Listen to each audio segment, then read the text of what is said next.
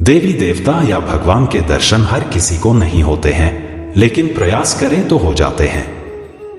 कहते हैं कि सत्य युग में भगवान की प्राप्ति ध्यान से होती थी, त्रेता युग में यज्ञ से, द्वापर में पूजा अर्चना और साधना से, और कलयुग में नाम सुमिरन और जप से भगवान के दर्शन होते हैं। हालांकि कोई भी युग हो, भक्त से भगवान प्रसन्न होते हैं। कलयुग में भगवान श्री राम को किन लोगों ने देखा था, क्या आप जानते हैं? माधवाचार्य जी का जन्म 1238 में हुआ था। माधवाचार्य जी प्रभु श्री राम और हनुमान जी के परम भक्त थे। यही कारण था कि एक दिन उनको हनुमान जी के साक्षात दर्शन हुए थे। संत माधवाचार्य ने हनुमान जी को अपने आश्रम में देखने की बात बताई थी। भद्राचलम रामदास ने अब्दुल हसन तान शाह के कर के पैसे से भगवान राम के लिए एक मंदिर बनवाया। हालांकि रामदास का इरादा अच्छा था, फिर भी उन्होंने देश के कानून का उल्लंघन किया। रामदास को जेल हुई। फिर एक चमत्कार हुआ कि भगवान राम ने रामदास की गहन प्रार्थनाओं का उत्तर दिया। राम जी और लक्ष्मण एक राजस्व अधिकारी के रक्षक के रूप में तैयार होकर राजा के पास गए और जुर्माने और खजाने की बकाया बड़ी राशि का भुगतान कर दिया। उन दोनों ने राजा से रामदास को रिहा करने के लिए कहा और गायब हो गए। जब रामदास को इसके बारे में पता चला तो उन्होंने राजा से कहा कि उन्होंने किसी को भी धन लेकर नहीं भेजा है।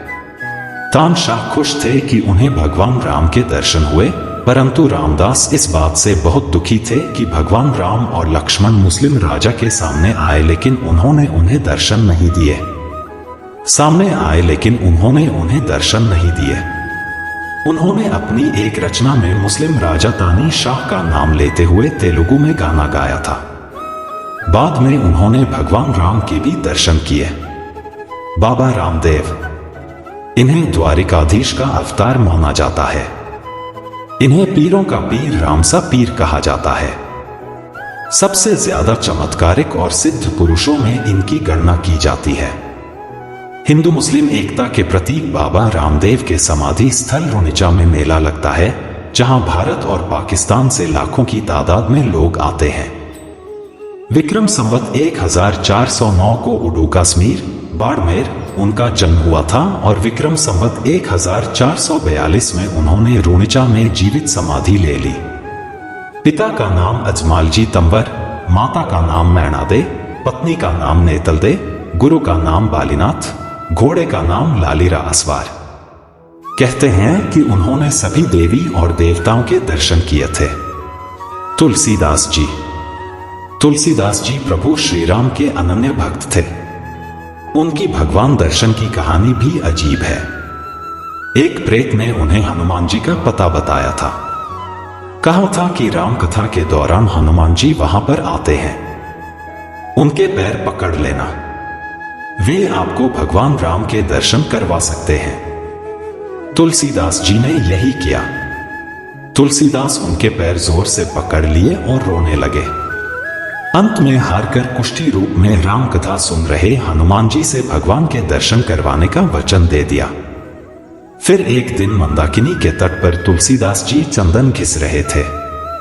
भगवान राम बालक रूप में आकर उनसे चंदन मांग मांग कर लगा रहे थे। तब हनुमान जी ने तोता बनकर यह दोहा पढ़ा, चित्रकूट के घाट पे भई संतनी भीर, तुलसीदास चंदन घिसे तिलक देत रघुवीर, बोलो सिया राम की जय। तुलसीदास जी दोनों बालकों को देखकर चौंक गए। वे जब तक कुछ समझ पाते तब तक तो रघुनंदन चले गए। तुलसीदास जी ने रामचरितमानस लिखने के पहले हनुमान चालीसा लिखी। इसके बाद हनुमान अष्टक, बजरंग बाण, हनुमान बहुक आदि रचना ही उन्होंने ही लिखी। यह सब हनुमान जी की कृपा से ही संभव हो पाया। राघवेंद्र स्वामी 1595 में जन्मे राम भक्त राघवेंद्र स्वामी माधव समुदाय के एक गुरु के रूप में प्रतिष्ठित हैं। उनके जीवन से अनेक चमत्कारिक घटनाएं जुड़ी हुई हैं। उनके बारे में भी कहा जाता है कि उन्होंने भी हनुमान जी के साक्षात दर्शन किए थे। वे भी हनुमान जी के परम भक्त थे। उन्होंने 1671 में मंत्रालय में तुंगभद्रा नदी के तट पर जीवा समाधि में प्रवेश किया। संत त्यागराज 1767 में जन्मे और 1847 में ब्रह्मलीन संत त्यागराज श्रीराम और हनुमान जी के परम भक्त थे। ऐसा माना जाता है कि उन्होंने 6 करोड़ बार श्रीराम के थारका नाम का पाठ किया और तिरुवियारू के तिरुमंजना स्ट्रीट पर अपने घर के सामने सीता देवी, लक्ष्मण और श्री अंजनेय के साथ श्रीराम के दर्शन का सौभाग्य प्राप्त किया था। नीम करोली बाबा का वास्तविक नाम लक्ष्मी नारायण शर्मा था। उत्तर प्रदेश के अकबरपुर गांव में उनका जन्म 1900 के आसपास हुआ था। उन्होंने अपने शरीर का त्याग 11 सितंबर 1973 को वृंदावन में किया था। बाबा नीम करोली हनुमान जी के परम भक्त थे और उन्होंने देश भर में हनुमान जी के कई मंदिर बनवाए थे। नीम करोली बाबा के कई चमत्कारिक किस्से हैं। उनके बारे में कहा जाता है कि हनुमान जी और श्रीराम उन्हें साक्षात दर्शन देते थे। लियोनेल ब्लेज ब्रिटिश शासन के दौरान कर्नल लियोनेल ब्लेज चेन्नई के पास चेंगलपट्टू जिले के कलेक्टर थे। पास के शहर मदुरंतकम में एक विशाल झील है। हर साल मानसून की बारिश से झील भर जाती थी और कई बार यह ओवरफ्लो हो जाती थी या इसके किनारे टूट जाते थे। 1795 और 1799 के बीच ब्लेज ने कलेक्टरशिप के दौरान बैंकों की मरम्मत की देखरेख के लिए वहां डेरा डाला।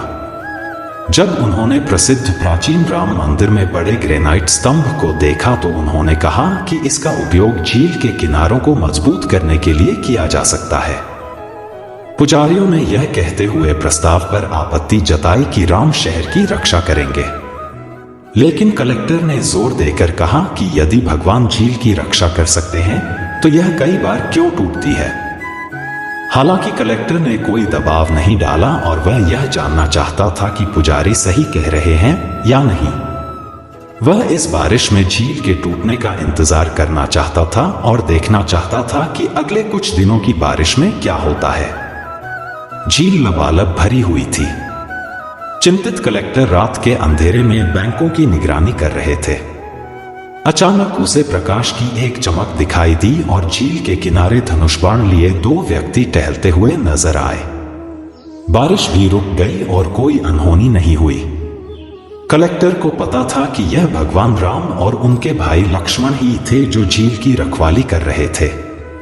उन्होंने वो तस्वीरें स्थानीय मंदिर में देखी थी। मंदिर के शिलालेख में कलेक्टर ब्लेज का नाम है और मंदिर का नाम बदलकर तमिल में एरी कथा रामर रखा गया, जिसका अर्थ है राम जिसने झील को बचाया मंदिर। यह रिकॉर्ड में है कि कर्नल ब्लेज ने रॉबर्ट क्लाइव के साथ कांचीपुरम सहित उस क्षेत्र के मंदिरों को आभूषण दान किए थे और उन्होंने भगवान राम को देखा था। ऐसे कई किस्से हैं जिससे यह पता चलता है कि कलयुग में श्री राम ने संतों और खास लोगों को ही नहीं, कई आम लोगों को भी अपने होने का एहसास कराया है।